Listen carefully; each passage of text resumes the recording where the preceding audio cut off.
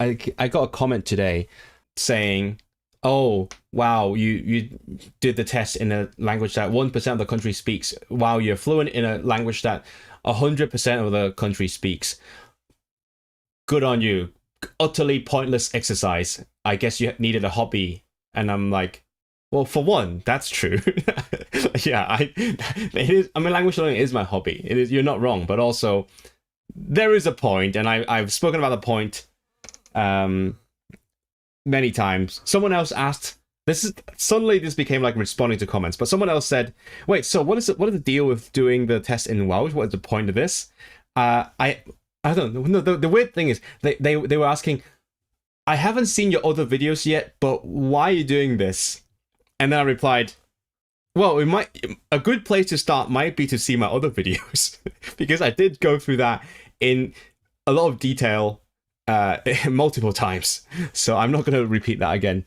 But yeah, so I mean, it is pretty niche and ultimately a little bit pointless, I guess. It is fair that there's probably not going to be a person who wants to immigrate to the UK who speaks Welsh but not English. But you know, it is a statement. But I hope that in the future, at some point, it could hypothetically become less of a statement and just more normalized, when people who want to do it can just easily do it. But that's a pipe dream, probably.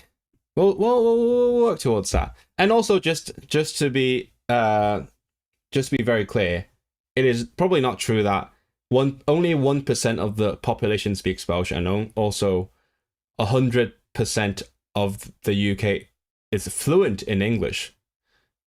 I mean, I'm not sure about the first one. I don't have the stats in my head, but I think, if I remember correctly, in the whole of UK, around 1 million people have some ability of Welsh. So that's definitely more than 1%, because the UK has like 66 million people, which I learned for my test.